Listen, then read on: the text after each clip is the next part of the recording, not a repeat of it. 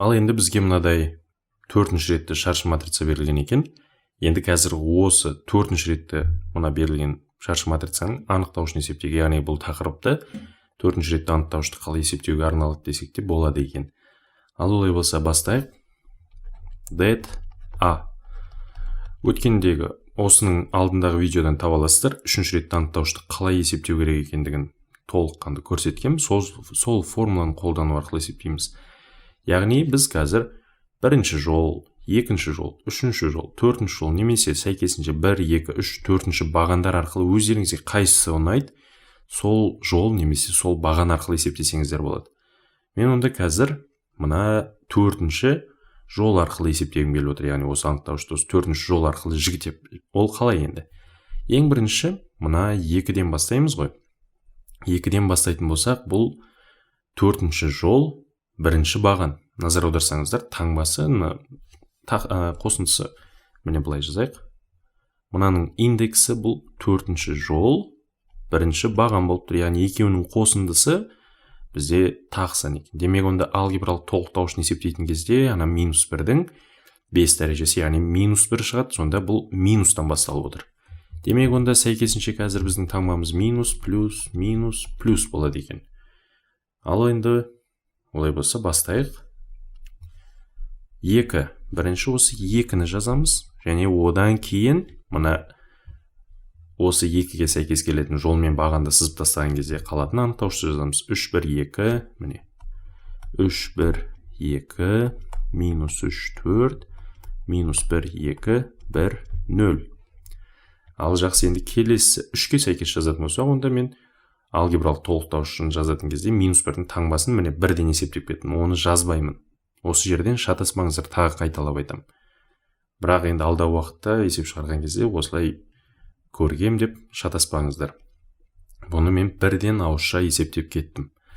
Мұнда жазып қояйын тағы да бір еске түсіру ретінде. A, E, G деп отырғанымыз бұл E-ші және G-ші мына баған және жолға сәйкес келетін элементтің алгебралық толықтауышы, яғни мына матрицаның.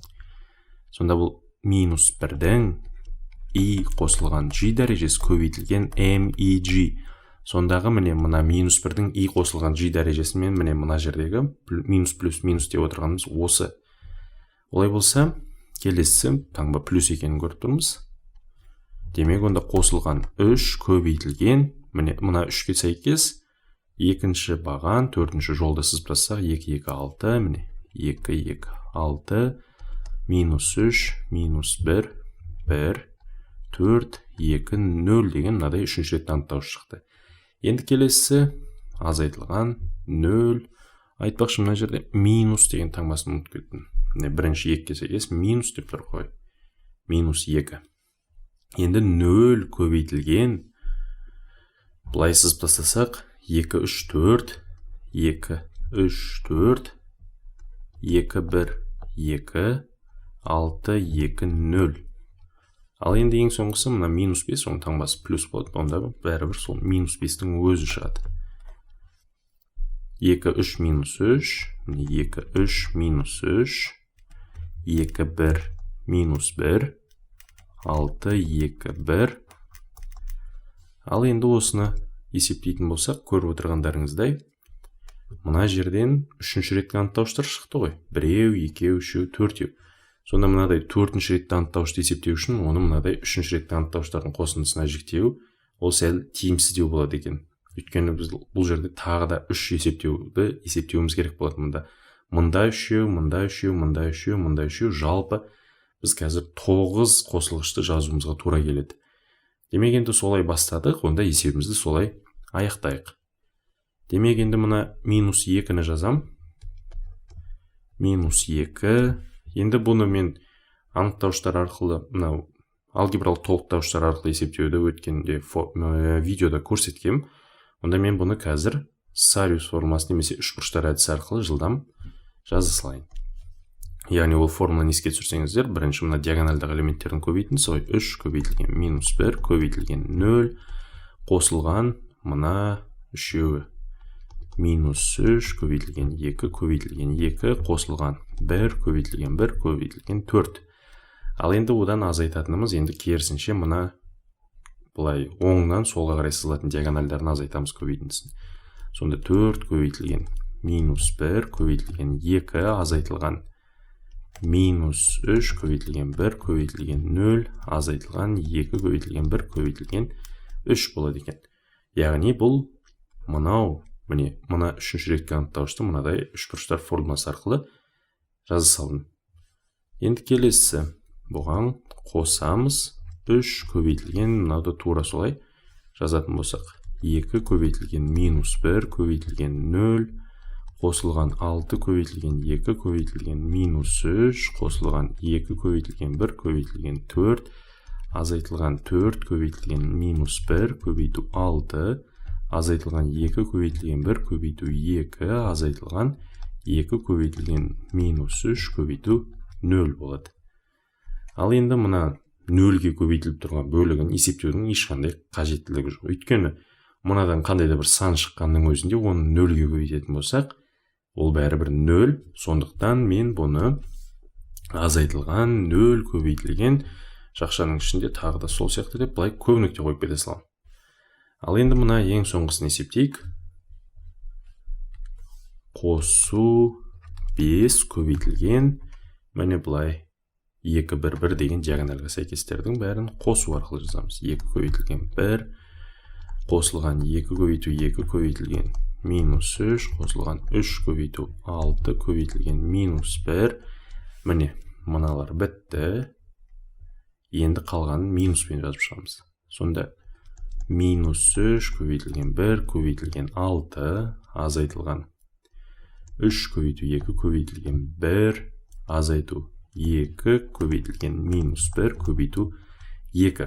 Көріп отырғандарыңыздай, бұл мынадай есептеуді ұзақ әрі көп талап ететін қиын жол екен. Мынадай 4-ші ретті анықтауышты есептейтін. Ал енді мұны мен ары қарай есептеп жатпай қойын, өздеріңіз есептеп ең соңында бір мән шығатын шығар. Сонымен енді қазір мен шығаратын әдіспен салыстырып көрейік, екеуінің мәні бірдей шығамы жоқ па. Мынаны есептеген кезде қандай да бір сан шығады. Бұны білмеймін қандай сан екен. Өйткені мынау өте ұзақ көп есептеу талап етеді қазір. Ал енді мен қазір бұны сіздерге бір оңай тәсіл арқылы есептеп көрсетейін. Ол үшін бастапқы берілген матрицаны көшіріп алайық. Бұны матрицаны емес, енді анықтауыш ретінде өзгертейік. А-ны алып тастайық. Мынаны өшірейік. Сонымен мынадай тік жақша қоятын болсақ, онда бұл det a-ға тең болады. Сонымен енді бізде осы анықтауышты есептейтін кезде біз қандай да бір жолды немесе бағанды қандай да бір санға көбейту арқылы басқа жол немесе басқа бағандарға қосатын болсақ, соңында шығатын анықтауыштың мәні өзгермейді екен. Енді назар аударсаңыздар, бізге неғұрлым мынадай жолда немесе бағанда нөлдердің болған тиімді екен, иә? Өйткені 0-ге көбейткенде анықтауыштың мәні сан шықса да бәрібір. Ол не істейді? Бәрібір 0-ге көбейтіліп 0-ге тең болады. Демек, онда біз қазір қандай да бір баған немесе қандай да бір жолда нөлдерді жасауға кірісейік. Ең көріп отырғандарыңыздай ең қарапайым элемент ол 1 ғой. Осы 1-ді пайдалану арқылы жазайтын болсақ, мен үшінші баған ұнап тұрмаған. Осы үшінші бағандағы мына 2 элементті мен 0-ге айналдырғым келіп отыр. Ол үшін біз жұмысшы жол ретінде мына үшінші жолды аламын. Үшінші жолдың мына үшінші бағандағы элемент ол біздің, яғни жұмысшы элементіміз болып тұр. Оны енді қалай түсінсек болады? Осы 1-ді пайдалану арқылы минус 1-ді және минус 3-ті 0-ге айналдырамыз. Ол үшін мен мына үшінші жолды жай ғана 1-ге көбейтемін, мына екінші жолға қосамын. Сол кезде 1-ге минус 1-ді қоссақ 0 шықты.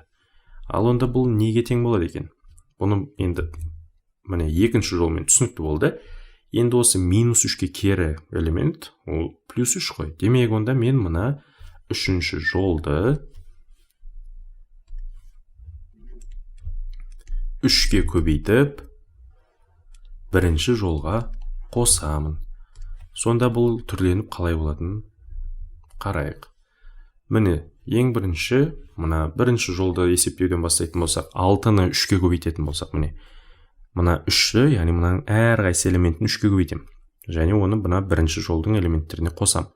3-ке көбейтсек 18, 18-ге 2-ні қоссақ 20 шықты.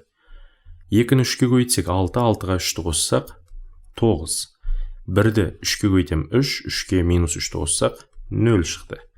0-ді 3-ке көбейтем, бәрібір оған 4-ті қоссам 4-тің өзі шығады. Сонымен міне түрленген келесі бір анықтаушымызды түрлендірдік. Сонда бұл мынадай басқа бір сандар шықты.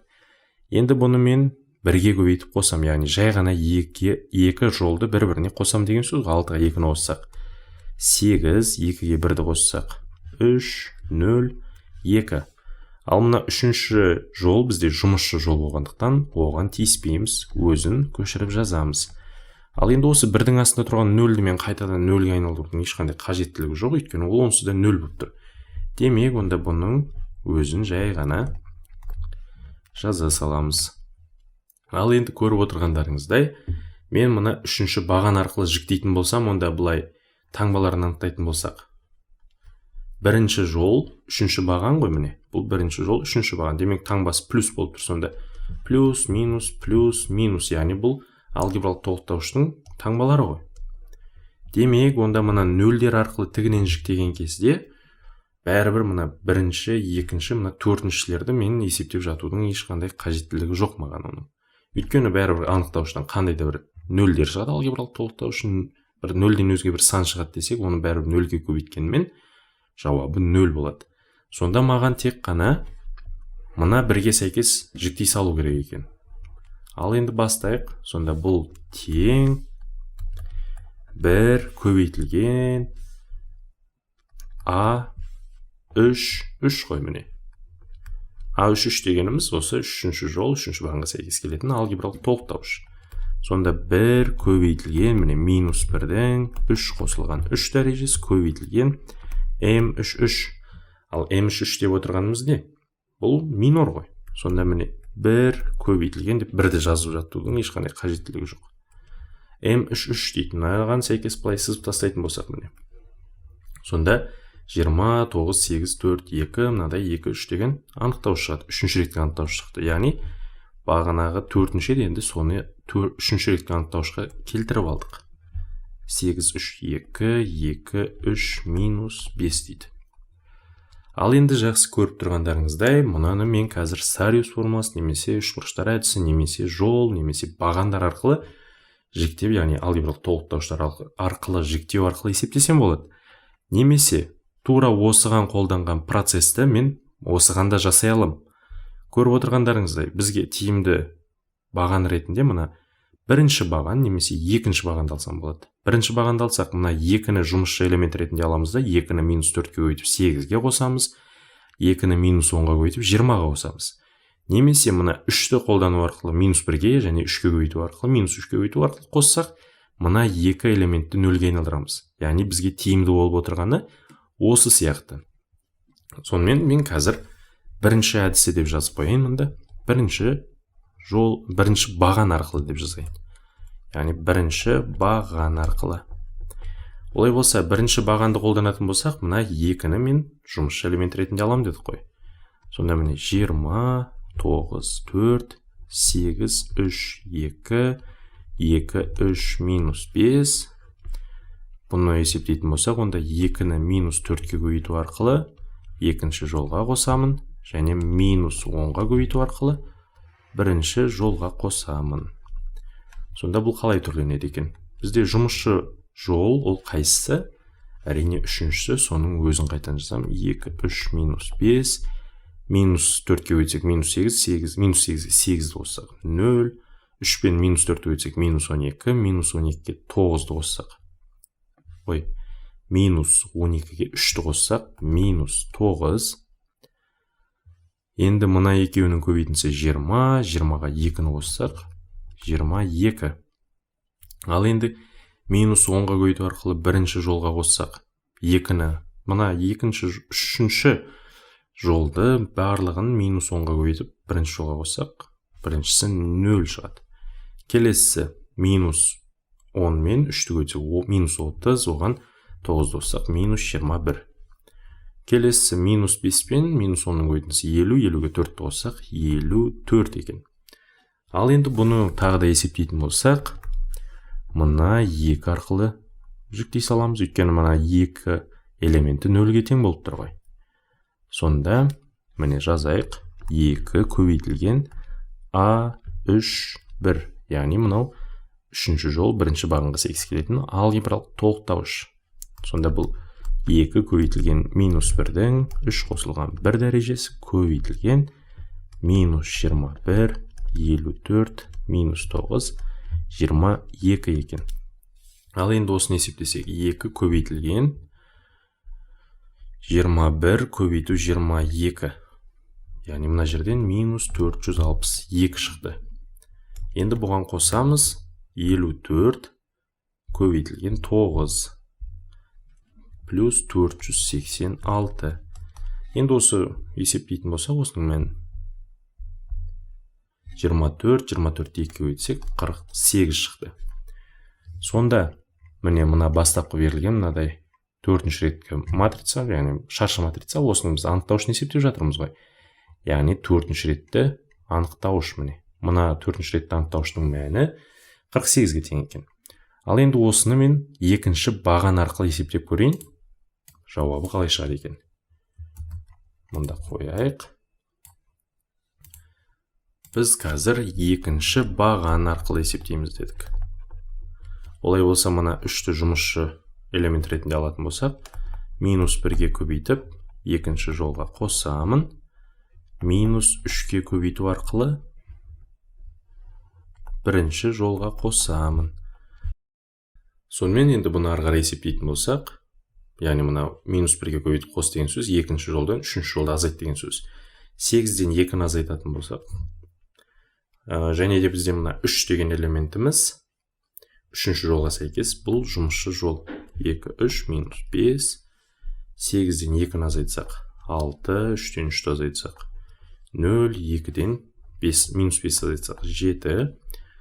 Ал енді мынау минус 3-ке көйтсек, минус 6, 20-дан 6-ны азайтатын болсақ, 14, 9-дан минус, міне қараңыздар, 3-ті минус 3-ке көйтсек, минус 9, минус 9-ға 9 қоссақ, 0. Минус 5-ке минус 3-ті қоссақ, 15, 15-ке 4-ті қоссақ, 19 екен.